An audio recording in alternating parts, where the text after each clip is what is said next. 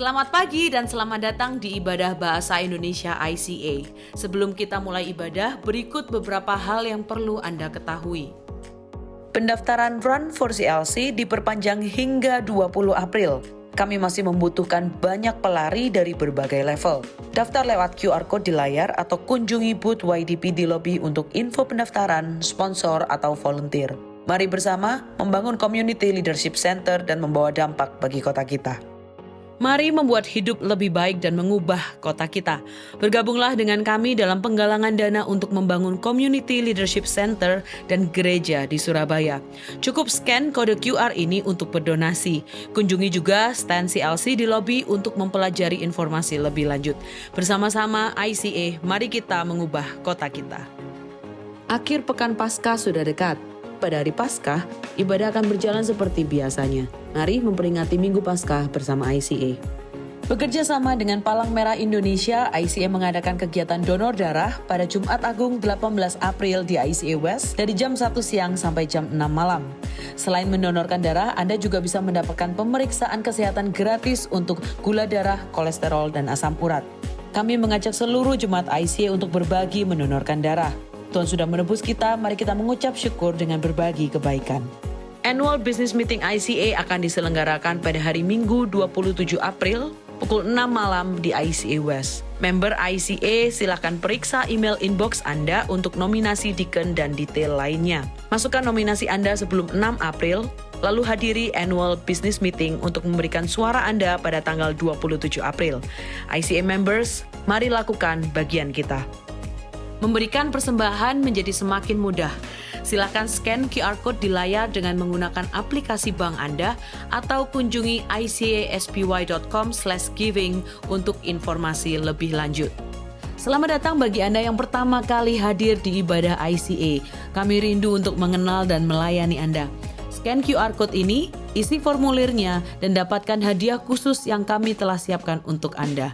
Teman-teman di meja informasi siap membantu Anda untuk terhubung dengan ICA. Kami senang Anda datang beribadah di ICA pada hari ini.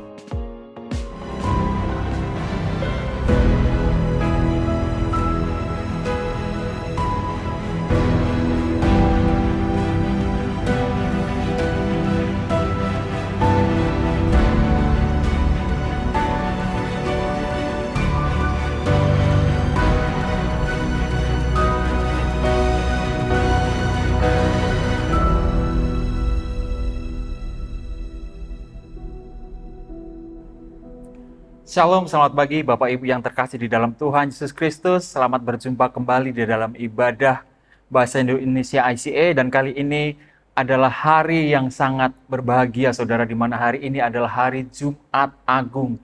Kita memperingati kematian Tuhan kita, Yesus Kristus. Tapi sebelum kita mulai ibadah, perkenalkan nama saya Joshua. Saya adalah salah satu pastor di ICA. Dan saat ini saya bertugas untuk membawakan firman Tuhan. Sebelum kita masuk ke dalam firman Tuhan, mari kita sama-sama persiapkan hati kita, saudara. Mari kita sama-sama sambut Tuhan dan mari kita sama-sama berdoa, saudara. Tuhan, Allah Bapa kami yang bertata di dalam kerajaan surga, kami mengucap syukur Tuhan bahwa pagi hari ini Tuhan, kami boleh datang kepadamu Tuhan, dimanapun kami berada Tuhan, apapun situasi kami Tuhan. Kami percaya Tuhan, bukan suatu kebetulan bahwa kami berada di tempat ini, dan kami percaya Tuhan bahwa Engkau akan melawat setiap kami Tuhan pagi hari ini Tuhan. Saat kami mendengarkan firman-Mu Tuhan, kiranya Engkau buka hati kami, Engkau buka telinga kami, buka pikiran kami Tuhan, sehingga kami boleh mengerti isi firman-Mu, mengerti isi hati-Mu Tuhan, sehingga kami boleh lebih dekat mengenal Engkau ya Tuhan. Terima kasih Tuhan, terima kasih untuk segalanya, terima kasih Tuhan, terutama buat pengorbanan-Mu ya Tuhan, yang pada hari ini Tuhan kami peringati sebagai hari kematian-Mu, hari di mana Engkau menebus kami ya Tuhan. Terima kasih Yesus, terima kasih Roh Kudus, kami serahkan ibadah kami pada pagi hari ini ke dalam tangan-Mu, di dalam nama Tuhan kami Yesus Kristus, kami berdoa dan mengucap syukur. Amin. Saudara, pagi hari ini adalah hari Jumat Agung, di mana kita memperingati hari kematian Tuhan kita, Yesus Kristus. Benar saudara, ini adalah hari kematian Yesus Kristus, di mana Tuhan datang ke dunia untuk menebus dosa-dosa kita. Saudara, ini adalah bagian dari seri kita, dari seri khotbah di ICA, yaitu masih di dalam seri kerajaan. Yang pertama, kita beberapa minggu lalu kita telah belajar bagaimana dunia ini diciptakan, bagaimana sebenarnya bahwa alam semesta ini beserta dengan isinya adalah ciptaan Tuhan, dan Tuhan menciptakan segalanya sangat sempurna, bahwa segala hal diciptakan dengan sangat baik, sangat sempurna, situasinya sempurna, segala hal berjalan dengan semestinya, sampai pada akhirnya manusia memberontak pada Tuhan. Dan disitulah permasalahan yang utamanya, yaitu bahwa hubungan manusia dengan Allah menjadi rusak, alam semesta menjadi rusak, banyak hal menjadi rusak karena pemberontakan manusia, karena kejatuhan manusia di dalam dosa. Tapi Tuhan merencanakan penebusan, saudara.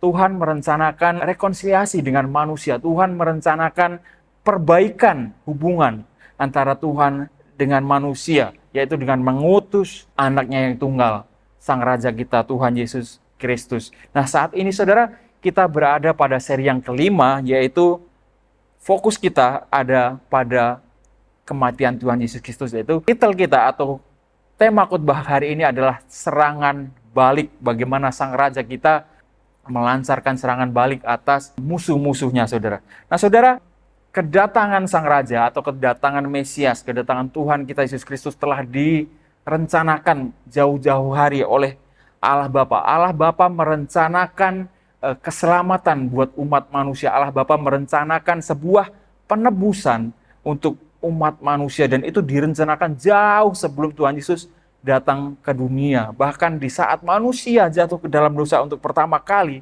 Allah sudah merencanakan kedatangannya.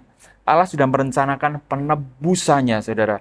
Dan kedatangan Tuhan kita Yesus Kristus telah dinubuatkan oleh begitu banyak nabi-nabi, karena ini adalah pribadi yang dinantikan oleh seluruh umat manusia. Ini adalah pribadi yang akan mengubah dunia. Ini adalah pribadi yang akan membawa damai, menjadi pendamai antara manusia dengan Allah. Dan para nabi pada zaman dahulu meramalkan atau bernubuat tentang kedatangan Tuhan kita. Ada banyak sekali nubuatan di dalam kitab Perjanjian Lama, saudara. Saudara bisa cek sendiri, saudara mungkin bahkan bisa Google, ada banyak sekali nubuatan-nubuatan yang dikatakan oleh para nabi tentang kedatangan Mesias, tentang kedatangan Allah Raja kita. Nah, saudara, saya akan bacakan beberapa nubuat tuh, saudara, dari 2 Samuel 7 ayat 12 mengatakan demikian. Apabila umurmu sudah genap dan engkau telah mendapat perhentian bersama-sama dengan nenek moyangmu, maka aku akan membangkitkan keturunanmu yang kemudian anak kandungmu, dan aku akan mengokohkan kerajaannya. Dialah yang akan mendirikan rumah bagi namaku, dan aku akan mengokohkan tahta kerajaannya untuk selama-lamanya. Ini firman Tuhan, nubuatan yang disampaikan oleh Nabi Nathan untuk Raja Daud, saudara. Tuhan bernubuat kepada Raja Daud bahwa keturunannya akan menjadi penerus dan kerajaannya akan selama-lamanya, akan kokoh tahta kerajaannya untuk selama-lamanya. Ini adalah nubuatan yang meramalkan kedatangan Mesias, yang memberitahukan kedatangan Sang Juru Selamat, yaitu Raja kita, Tuhan Yesus Kristus. Nah, ada lagi saudara nubuat yang lain, saudara, di Yeremia 23 ayat 5-6 mengatakan demikian. Sesungguhnya waktunya akan datang, demikianlah firman Tuhan, bahwa aku akan menumbuhkan tunas adil bagi Daud. Ia akan memerintah sebagai raja yang bijaksana dan akan melakukan keadilan dan kebenaran di negeri. Dalam zamannya, Yehuda akan dibebaskan dan Israel akan hidup dengan tentram. Dan inilah namanya yang diberikan orang-orang kepadanya, Tuhan keadilan kita. Nah, saudara, nubuat ini diperuntukkan untuk kedatangan Sang Mesias, kedatangan Raja kita, kedatangan Raja yang akan datang di antara orang Israel, yang akan datang menyelamatkan Israel dan umatnya, saudara.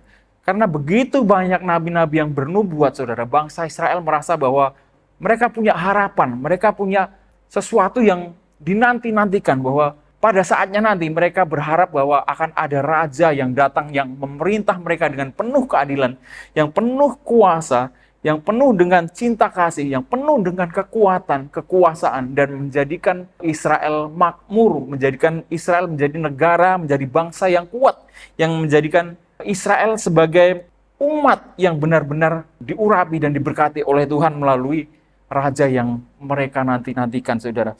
Nah, ini suatu hal yang normal, saudara. Kalau begitu banyak nabi, ada orang-orang yang menubuatkan tentang orang yang sama, dan itu bukan cuma satu kali, dua kali, saudara. Itu dinubuatkan banyak sekali.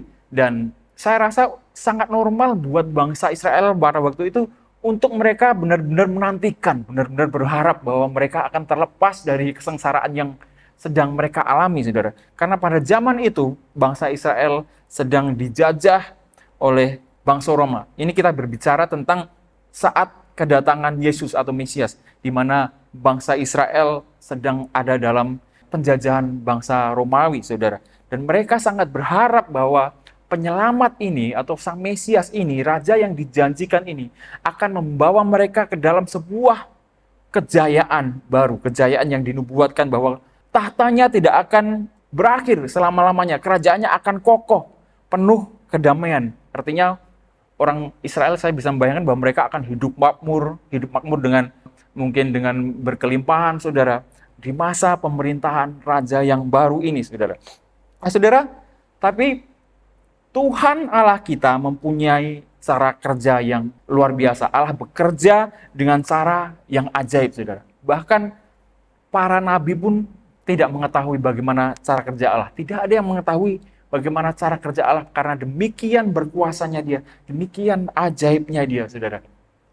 Dari mulai saat Allah merencanakan penyelamatan buat manusia, dari mulai Allah memilih umatnya, memilih orang-orang yang akan dijadikan alat, saudara, untuk menjadi jalan supaya Sang Mesias ini datang, itu sudah sungguh sebuah keajaiban, saudara. Banyak sekali keajaiban yang dilakukan Allah untuk melakukan misinya, yaitu menyelamatkan umat manusia. Saudara, di minggu yang ketiga, kita telah belajar tentang bagaimana Allah memilih orang-orangnya, orang-orang yang dipilih untuk menjadi alatnya. Dan itu sangat menarik, saudara, untuk kita pelajari, saudara. Karena saat Allah memilih, Allah bukan hanya melihat tinggi besarnya orang, mungkin pendidikannya orang. Allah melihat jauh lebih dari itu, saudara. Dan itu hanya Allah sendiri yang mempunyai takarannya yang benar. Dan Allah sendiri yang tahu siapa dan bagaimana memilih alatnya dengan tepat, saudara. Saudara sudah mungkin ingat bagaimana Allah memilih Nuh, gitu. Allah memilih Nuh untuk menjadi sarana supaya umat manusia tetap hidup, tetap lancar, tidak binasa, tidak punah. Nuh ini adalah orang yang mendapat kasih karunia. Kalau Tuhan mengatakan Nuh mendapat kasih karunia itu, kasih karunia adalah hal yang sebetulnya tidak layak untuk kita terima. Tapi itu tergantung dari orang yang memberikan. Seperti hadiah, tapi itu tergantung orang yang memberikan, bukan karena jasa dari orang yang mendapat hadiah. Bukan berarti karena yang mendapat hadiah ini orang yang berprestasi atau apa, saudara. Tapi itu tergantung pada orang, pada pihak, pada pribadi yang memberikannya. Dan di sini pribadi itu adalah Allah. Allah yang memilih Nuh untuk menjadi alat supaya manusia tetap berlangsung hidup. Sedangkan kita sendiri tahu bahwa Nuh bukanlah orang yang bisa mengontrol kelakuannya, bukanlah orang yang bisa mengontrol diri dengan baik. Saudara mungkin bisa baca kembali, ada momen di mana Nuh mabuk oleh minuman keras, oleh anggur, dan hingga telanjang di depan anak-anaknya, saudara. Itu adalah hal yang memalukan, saudara. Hal yang memalukan bagaimana seorang tua, seorang ayah, seorang bapak tidak menjadi contoh yang baik buat anaknya. Dan Allah tetap memilih Nuh. Allah memilih orang yang seperti itu. Allah tidak melihat mungkin prestasinya Nuh apa, tapi Allah mempunyai kasih karunia atas dia, terlepas dari kelemahan Nuh ini. Dan demikian juga saat Allah memilih Abraham, saudara. Abraham di mata Allah adalah pribadi yang taat, yang bergaul dengan Allah.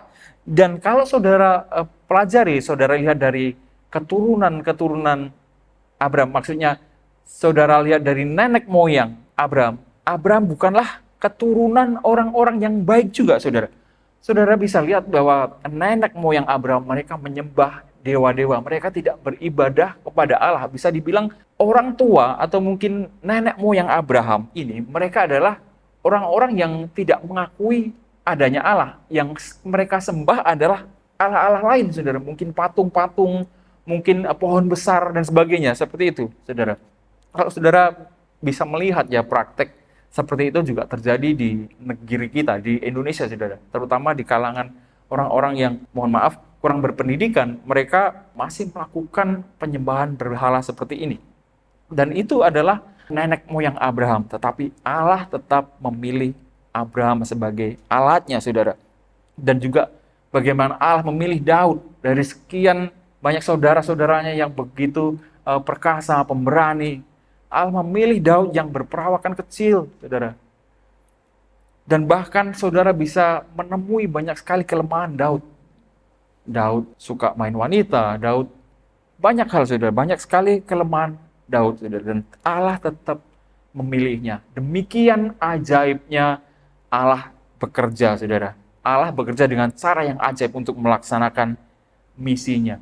Bahkan, saudara, saat kelahiran Tuhan Yesus Kristus, saudara bisa tahu ceritanya bahwa Tuhan kita Yesus Kristus, penyelamat kita, dia lahir di kandang domba, saudara. Dari seorang perawan. Itu adalah hal yang sangat ajaib buat saya.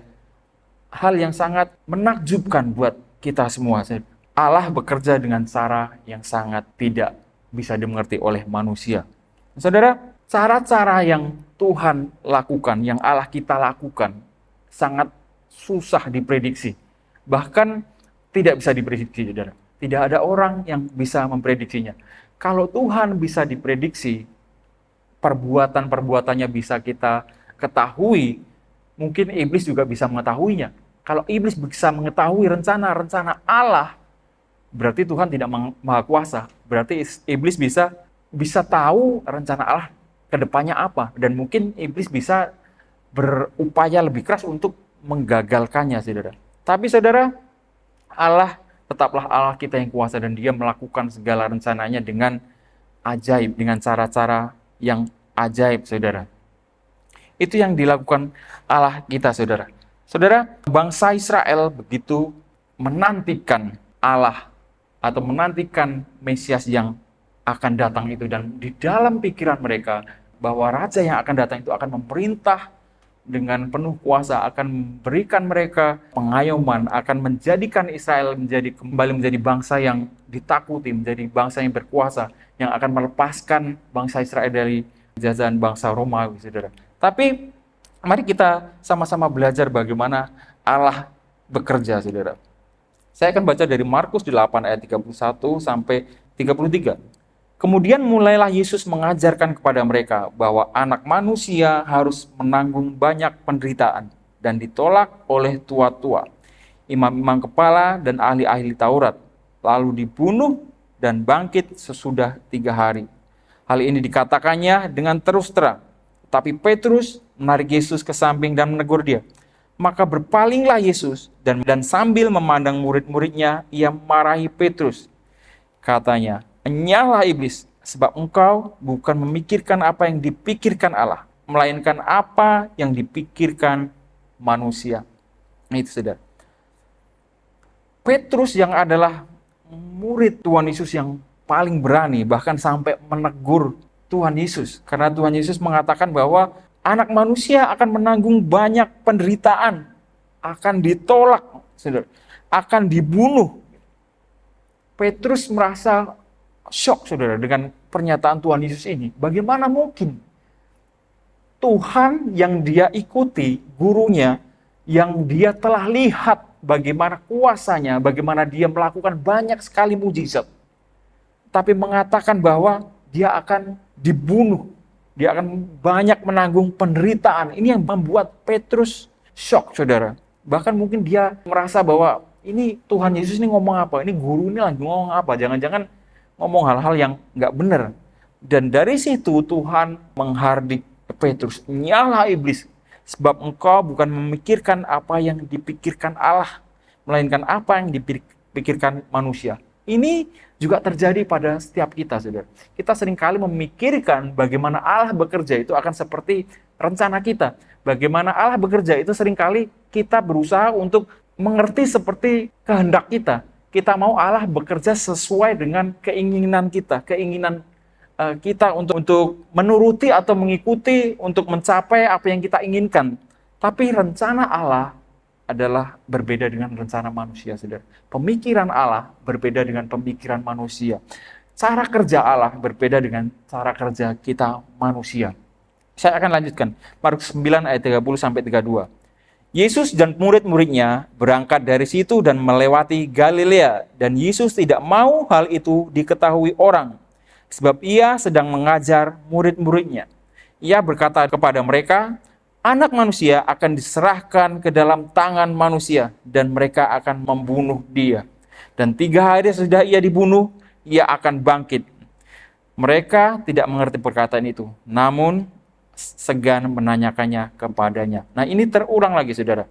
Tuhan Yesus mengatakan yang sama, bahwa anak manusia akan mendapatkan penganiayaan, akan dibunuh. Dan 3 hari kemudian dia akan bangkit. Tapi murid-muridnya mungkin bingung, mungkin juga sungkan mau tanya, mungkin juga mereka bertanya-tanya dalam hati mereka, ini ngomong apa Tuhan ini? Mereka segan mau tanya, mereka bingung, mereka tidak mengerti apa yang dimaksud dengan apa yang dimaksudkan di dalam perkataan Tuhan itu. Karena mereka tahu, karena mereka percaya bahwa Tuhan Yesus mempunyai kuasa yang begitu besar, mempunyai kuasa mujizat, mempunyai kuasa penyembuhan, mempunyai banyak hal yang orang tidak bisa lakukan, dan itu sudah cukup buat mereka untuk meyakini bahwa Yesus akan menjadi raja yang besar, yang raja yang akan menguasai segalanya di dunia karena begitu besar kuasanya, saudara. Dan mereka dibuat bingung dengan pernyataan Tuhan itu bahwa anak manusia akan dibunuh, saudara. Dan saya bisa bayangkan bagaimana kebimbangan mereka, saudara. Di saat pertama mereka mendengar nubuat dari nabi-nabi, dan mereka merasa bahwa, oh, ini ada harapan, ada raja yang akan memerintah, ada raja yang akan berkuasa, penuh keadilan, dan akan membebaskan bangsa kita, bangsa Israel. Tapi kenyataan yang mereka terima di lapangan, saudara, berbeda dengan apa yang mereka harapkan. Kenyataannya adalah raja yang mereka tunggu mengatakan bahwa dia akan mati. Dan ini membuat para muridnya syok, saudara. Ada keraguan di dalam hati mereka. Benarkah ini adalah raja yang kita tunggu? Benarkah ini adalah sang Mesias yang telah dibuatkan para nabi? Benarkah ini pribadi yang akan membawa kedamaian, yang akan membangkitkan umat Israel, saudara? Benarkah ini raja yang kita inginkan? Raja yang kita mau? Benarkah ini raja yang harus kita sembah? Banyak sekali keraguan yang mungkin ada di dalam benak mereka, di antara murid-muridnya, bahkan mungkin di kalangan bangsa Israel, saudara. Maka dari itu mungkin juga banyak terdengar kemana-mana ya apa yang diajarkan oleh Tuhan kita Yesus Kristus. Mungkin itu juga ada beberapa murid yang saling cerita kemana-mana bahwa mungkin ada keraguan, oh ini ternyata bukan raja yang kita inginkan. Bisa jadi seperti itu, saudara. Tapi yang saya yakini bahwa mereka mempunyai keraguan di dalam hati mereka, saudara. Nah, saudara, Yesus datang sebagai raja, dan itu Tuhan Yesus sendiri yang telah memastikannya. Tuhan Yesus sendiri yang telah mengklaim bahwa dia adalah raja, saudara. Saudara, kita akan baca di ayat berikutnya. Hari ini ada lumayan banyak ayat ya, saudara. Kita akan berusaha agak cepat saja. Yohanes 18 ayat 32 sampai 37. Demikian hendaknya supaya genaplah firman Tuhan, firman Yesus yang dikatakannya untuk menyatakan bagaimana caranya ia akan mati. Maka kembalilah Pilatus ke dalam gedung pengadilan, lalu memanggil Yesus dan bertanya kepadanya, Engkau inikah raja orang Yahudi? Jawab Yesus, apakah engkau katakan hal itu dari hatimu sendiri? Atau adakah orang lain yang mengatakannya kepadamu tentang aku? Kata Pilatus, apakah aku seorang Yahudi?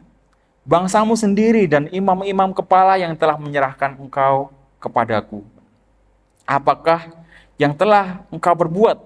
Jawab Yesus, kerajaanku bukan dari dunia ini. Jika kerajaanku dari dunia ini, pasti hamba-hambaku telah melawan, supaya aku jangan diserahkan kepada orang Yahudi. Akan tetapi kerajaanku bukan dari sini. Maka kata Pilatus kepadanya, jadi engkau adalah raja? Gitu. Jawab Yesus, engkau mengatakan bahwa aku adalah raja. Untuk itulah aku lahir dan untuk itulah aku datang ke dalam dunia ini, supaya aku memberi kesaksian tentang kebenaran. Setiap orang yang berasal dari kebenaran mendengarkan suaraku. Nah, saudara, mungkin kalau kita baca ini sepertinya seolah-olah tidak begitu jelas ya bahwa Pilatus mengatakan bahwa dia raja, saudara. Tapi saat Tuhan Yesus berkata kepada Pilatus, engkau mengatakan bahwa aku adalah raja. Saya yakin bahwa Tuhan Yesus mengetahui isi Pilatus, bahwa Pilatus mengakui bahwa Yesus adalah raja. Makanya ada di terjemahan yang lain, saudara, di kitab yang lain dikatakan bahwa Pilatus ketakutan di saat dia menyidang Yesus Kristus, di saat Tuhan Yesus Kristus dibawa ke hadapannya dan dia didesak oleh umat Israel untuk memberi hukuman. Pilatus merasa ketakutan, saudara. Dan Tuhan Yesus tahu bahwa Pilatus menyadari ini adalah raja. Dan Tuhan mengiyakan. Tuhan sendiri mengiyakan bahwa dia adalah raja. Untuk itulah aku lahir dan untuk itulah aku datang. Jadi Tuhan datang sebagai raja. Tuhan kita Yesus Kristus datang ke dunia sebagai raja. Jadi tidak perlu ada keraguan di dalam hati kita, saudara. Lukas 23 ayat 1-4. Lalu bangkitlah seluruh sidang itu dan Yesus dibawa menghadap Pilatus. Di situ mereka mulai menuduh dia, katanya, telah kedapatan oleh kami bahwa orang ini menyesatkan bangsa kami dan melarang membayar pajak kepada Kaisar. Dan tentang dirinya ia mengatakan bahwa ia adalah Kristus, yaitu Raja. Pilatus bertanya kepadanya, engkaukah raja orang Yahudi? Jawab Yesus, engkau sendiri mengatakannya. Maka Pilatus berkata kepada imam kepala dan seluruh orang banyak itu, aku tidak mendapati kesalahan apapun pada orang ini. Saudara, Pilatus ingin berusaha untuk mencuci tangan karena dia takut dengan kuasa Tuhan kita Yesus Kristus sebagai raja, saudara. Dan Pilatus mengakui dalam dirinya bahwa Yesus adalah raja orang Yahudi. Dan Tuhan Yesus tahu itu. Makanya Tuhan Yesus mengatakan bahwa engkau sendiri mengatakan aku adalah raja. Saudara, misi Tuhan kita Yesus Kristus datang ke dunia, raja kita datang ke dunia adalah untuk mengalahkan iblis, kuasa dosa dan maut, saudara. Itu adalah misi utama Tuhan kita Yesus Kristus.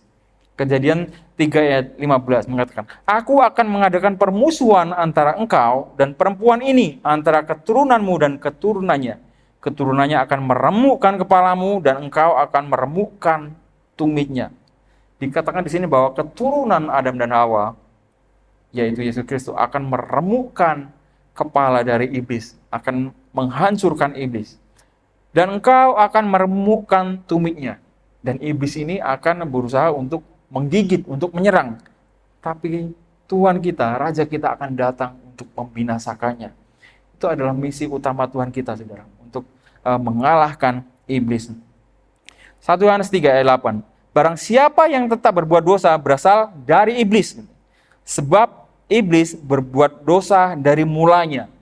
Untuk inilah anak Allah menyatakan dirinya, yaitu supaya ia membinasakan perbuatan-perbuatan iblis itu. Saudara, saat manusia jatuh ke dalam dosa, saudara, dosa yang kita lakukan, hal-hal buruk yang kita lakukan, itu adalah perbuatan iblis.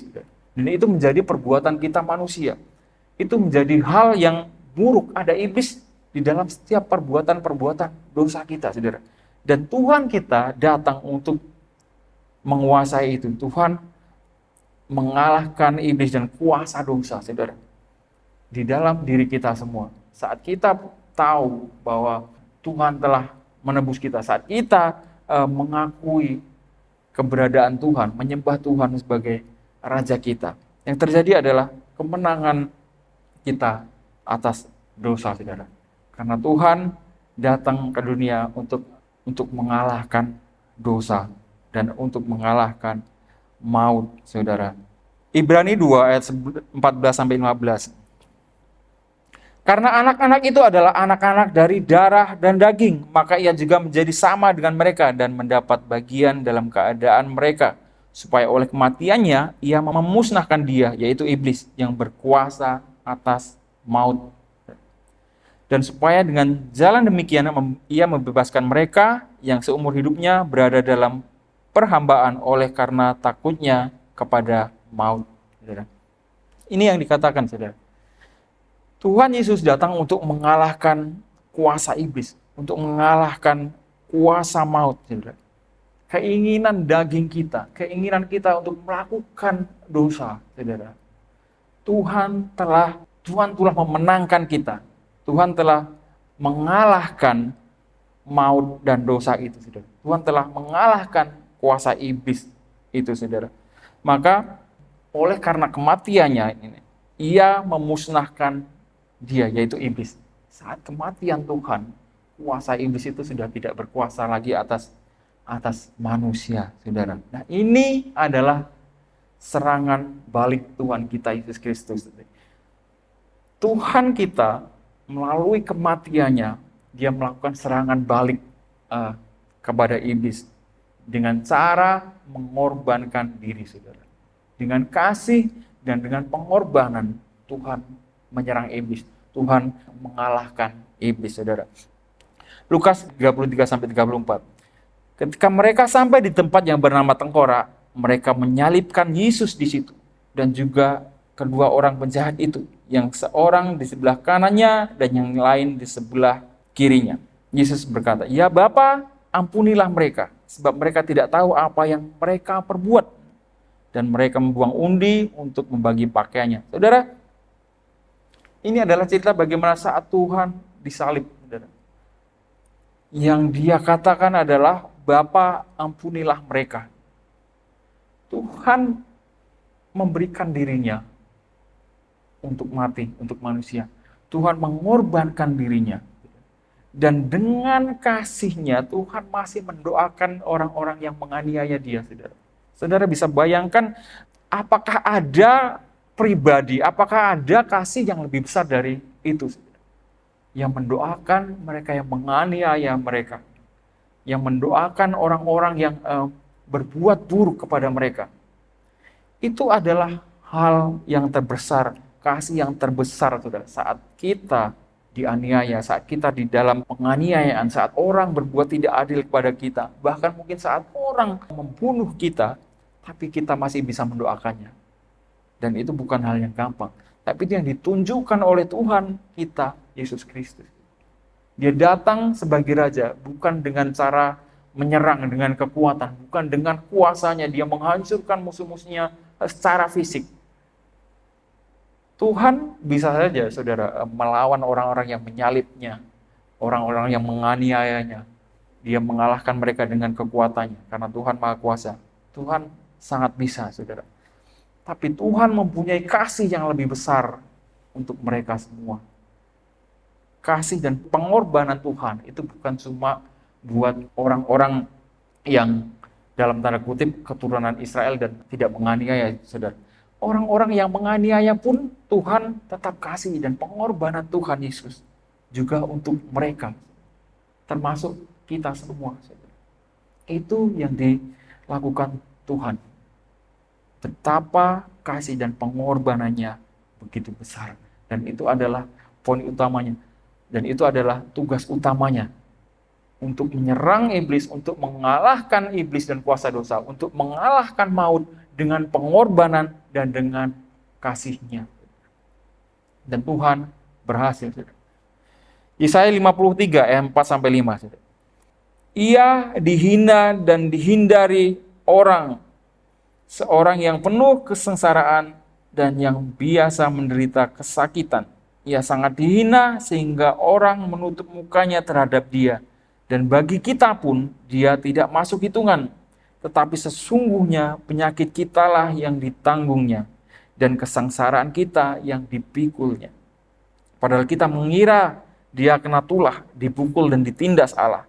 Tapi dia tertikam oleh karena pemberontakan kita. Dia diremukkan oleh karena kejahatan kita. Ganjaran yang mendatangkan keselamatan bagi kita ditimpakan kepadanya, dan oleh bilur-bilurnya kita menjadi sembuh. Saudara, orang yang disalib pada zaman itu adalah sebuah penghinaan yang paling besar, saudara. Bahwa dia adalah penjahat yang sudah tidak ada kehormatan sama sekali. Digantung di kayu salib itu adalah sebuah penghinaan, saudara. Cara kematian yang dicela oleh banyak orang, karena di saat mereka disalib, saat penjahat menjadi salib, mereka akan menjadi tontonan, mereka akan menjadi olok-olokan, mereka dihina, saudara. Bahkan halal bagi orang-orang di sekitarnya, orang yang menghina itu untuk ikut menyiksa itu adalah halal, tidak ada hukumnya, saudara. Ini yang diterima oleh Tuhan kita Yesus Kristus. Banyak orang mengira di situ bahwa yang disalib adalah penjahat, orang yang layak untuk menerima hukuman. Tapi Tuhan Yesus menerima siksaan, menerima kematian karena dosa-dosa kita, karena kesalahan-kesalahan kita, karena pemberontakan kita, maka Tuhan kita Yesus Kristus mengorbankan dirinya. Dia dianiaya, dia disiksa, dia dibunuh, diolok-olok, tidak ada hormat sama sekali. Itu yang harusnya kita terima. Tapi Tuhan kita telah menggantikan konsekuensi yang harusnya diterima oleh umat manusia karena dosa. Pemberontakan umat manusia, kedurhakaan umat manusia, perbuatan dosa umat manusia. Tuhan kita Yesus Kristus yang menanggung semua itu, saudara. Saudara, dengan penyalipannya, dengan kematiannya, Tuhan telah menggenapi janjinya. Tuhan telah menyelesaikan misinya. Misi utamanya adalah untuk menebus umatnya, untuk membawa rekonsiliasi, untuk membawa perdamaian umat manusia dengan Allah Bapa. Dan Tuhan Yesus Kristus di kayu salib, di kematiannya, Tuhan telah menyelesaikan misinya, saudara. Yohanes 19 ayat 28-30. Sesudah itu, karena Yesus tahu bahwa segala sesuatu telah selesai, berkatalah ia, supaya genaplah yang ada tertulis dalam kitab suci. Aku haus. Di situ ada suatu bekas penuh anggur asam. Maka mereka mencucukkan bunga karang yang telah dicelupkan dalam anggur asam pada sebatang hisop, lalu mengunjukkannya ke mulut Yesus. Sudah Yesus minum anggur asam itu, berkatalah ia, sudah selesai. Lalu ia menundukkan kepalanya dan menyerahkan nyawanya. Sudah selesai. Tuhan telah menyelesaikan misinya. Tuhan telah menyelesaikan penyelamatannya. Tuhan telah menyelesaikan penebusannya dengan mengorbankan dirinya menjadi penebusan buat umat manusia, saudara. Lukas 23 ayat 44-48. Ketika itu hari sudah kira-kira jam 12, lalu kegelapan meliputi seluruh daerah itu sampai jam 3. Saat kematian Tuhan Yesus ada gelap melanda, saudara. Padahal itu adalah siang bolong. Sebab matahari tidak bersinar dan tabir bait suci terbelah dua. Lalu Yesus berseru dengan suara nyaring, "Ya Bapa, ke dalam tanganmu serahkan nyawaku." Dan sudah berkata demikian, ia menyerahkan nyawanya. Ketika kepala pasukan melihat apa yang terjadi, ia memuliakan Allah, katanya, "Sungguh orang ini adalah orang benar." Dan sesudah seluruh orang banyak yang datang berkerumun di situ untuk tontonan itu, melihat apa yang terjadi itu, pulanglah mereka sambil memukul-mukul diri. Saudara, orang banyak melihat tabir bait suci terbelah. Artinya tabir bait suci itu di dalam perjanjian lama di masa itu, saudara. Tabir bait suci adalah tabir yang memisahkan antara ruang Maha Kudus dengan ruang pengorbanan untuk persembahan, saudara. Ruang Maha Kudus adalah ruang di mana Allah berada, dan itu terpisah dengan ruang pengorbanan. Nah, saat Tuhan Yesus mati, saat Tuhan Yesus menyerahkan nyawanya, tabir bait suci terbelah dua. Artinya bahwa halangan antara umat manusia dengan Allah, rintangan antara umat manusia dengan Allah telah dibuka dan tidak ada penghalang lagi, saudara. Karena pengorbanan Tuhan kita Yesus Kristus telah membuka tabir bait suci itu, telah membuka hubungan kembali manusia dengan Allah. Manusia dengan Allah diperdamaikan, saudara. Sehingga kita manusia tidak perlu lagi menerima hukuman dari Tuhan, saudara. Saudara, kita akan tutup ibadah pada pagi hari ini, saudara. Saudara, yang harus kita pertanyakan buat kita semua adalah bagaimana dengan kita, saudara? Apakah kita mengakui kematian Tuhan? Apakah kita mengakui bahwa Tuhan adalah Raja kita, Raja yang datang untuk menebus kita? Yohanes 11 ayat 25-26 mengatakan, Akulah kebangkitan dan hidup. Barang siapa percaya kepadaku, ia akan hidup walaupun ia sudah mati. Dan setiap orang yang hidup dan yang percaya kepadaku tidak akan mati selama-lamanya. Percayakah engkau akan hal ini? Saudara, kalau kita percaya kepada Tuhan, kita tidak akan mati selama-lamanya. Artinya kita akan menerima hidup. Saat kita percaya kepada pengampunan Tuhan Yesus, bahwa Tuhan Yesus datang mati untuk menyelamatkan kita. Saat kita mengakui bahwa Yesus adalah satu-satunya Tuhan kita, saudara, ada hidup, ada pengampunan buat kita semua, buat saudara dan saya. Ada pemulihan hubungan antara kita dengan Allah, saudara. Nah, itu yang harus kita pertanyakan. Apakah kita mengakui ketuhanan Yesus? Apakah kita mengakui pengorbanan Yesus? Apakah kita mengakui bahwa Yesus adalah satu-satunya Raja kita? Nah, saudara, mari kita sama-sama tutup dengan doa.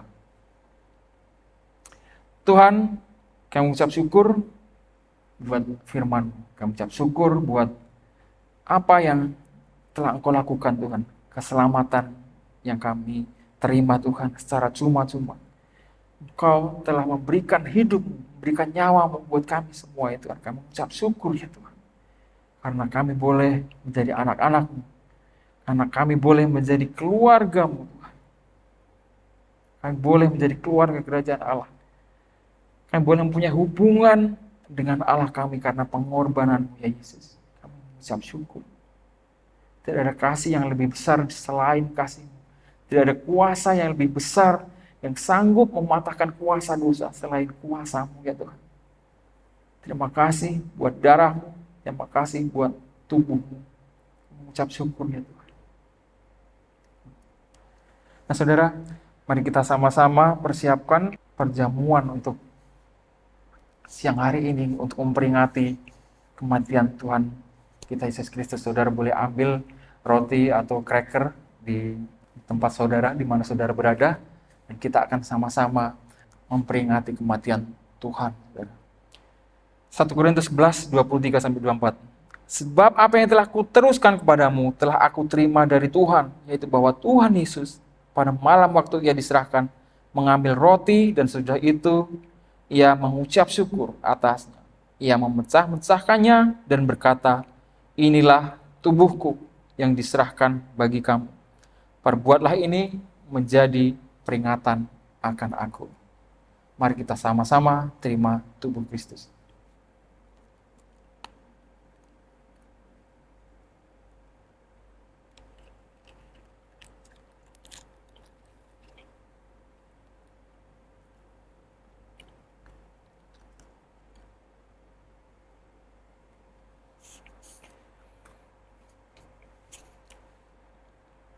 Mari kita angkat cawan kita, saudara.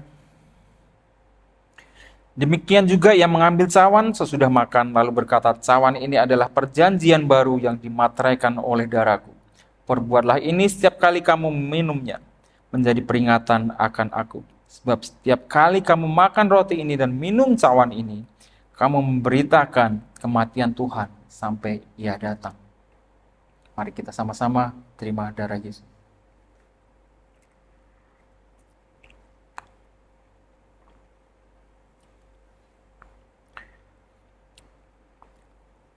Tuhan, terima kasih buat pengorbanan-Mu, Tuhan. Sekali lagi terima kasih buat kematian. Terima kasih buat tubuh dan darah-Mu, ya Tuhan, yang telah membebaskan kami dari kuasa dosa, yang telah membebaskan kami dari kuasa iblis, yang membebaskan kami dari maut, ya Tuhan. Semua karena kasih anugerah-Mu ya Tuhan. Semua karena kasih karunia-Mu Tuhan. Semua karena kebaikan-Mu ya Tuhan. Bukan karena kebaikan kami, bukan karena seberapa besar iman kami, tapi karena kebaikan, karena kemurahan-Mu Tuhan. Kami boleh menjadi anak-anak-Mu. Kami boleh diselamatkan ya Tuhan.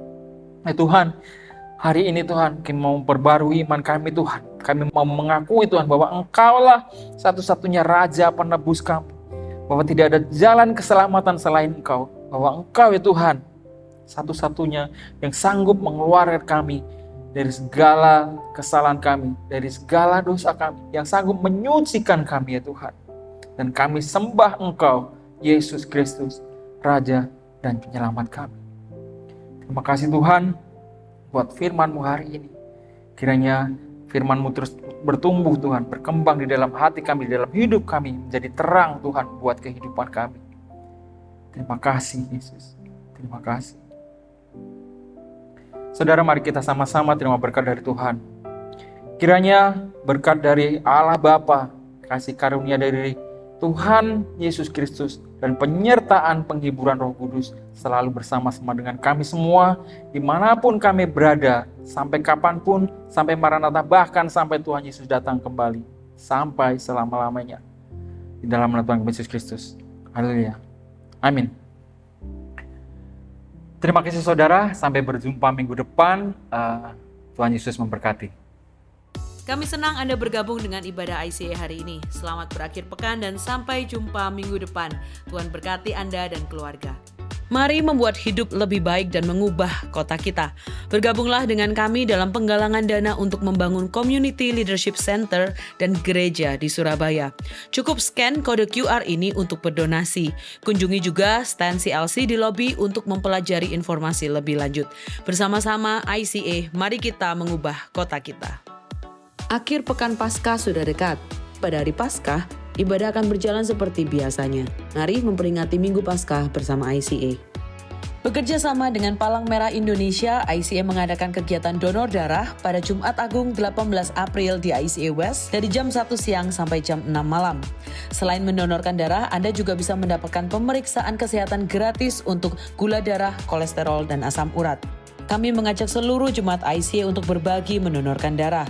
Tuhan sudah menebus kita, mari kita mengucap syukur dengan berbagi kebaikan.